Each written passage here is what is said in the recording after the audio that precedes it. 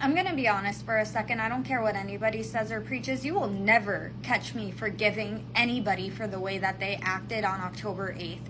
It was truly one of the most vile things I've ever seen, and a quote that I saw sums it up amazingly, which is Jewish people expected Hamas to try to kill them. What they did not expect is for Americans to celebrate it as well.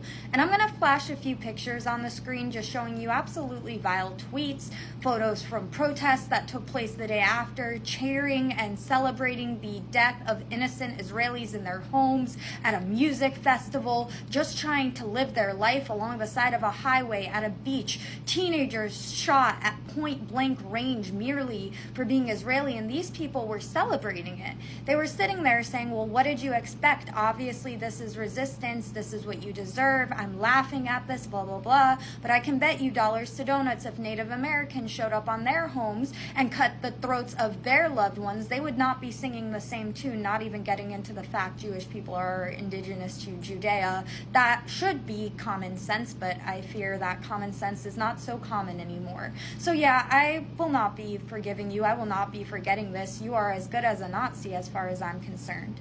I completely agree with you, girl. And you know what? I was actually really pleasantly surprised to learn that you're not Jewish either, but you're also a Zionist, which is what anyone who's a social justice warrior should be.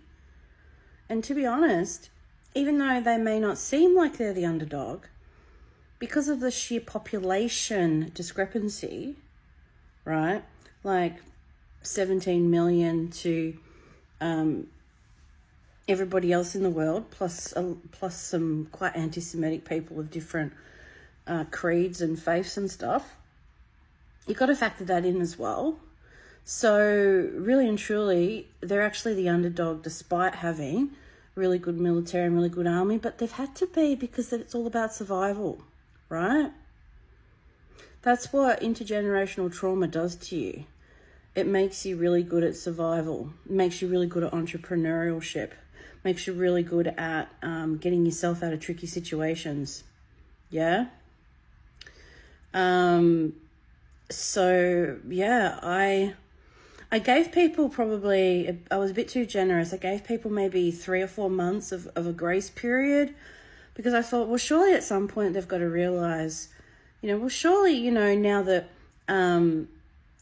they've found some hostages deceased in the tunnels. I mean, surely that's got to be sufficient evidence. Surely that they've released some of this video means, surely people will believe.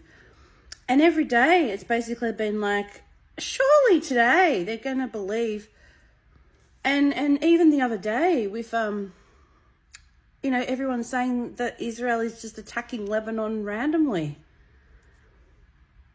And Hezbollah is actually a terrorist organization.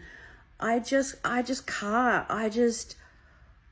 A lot of these people are academics. A lot of these people have PhD, A, B, C, D, E, F, G after their names. And I don't understand.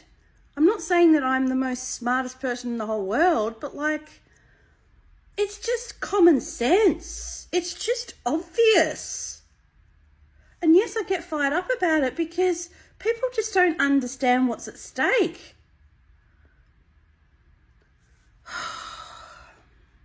So if you haven't spoken out and you feel the same, right? Obviously, I don't want you to be saying stuff that you don't believe. But if you do feel the same, can you start speaking up? Because people like myself and that Zionist girl, we can't do it alone. And it really feels like we are.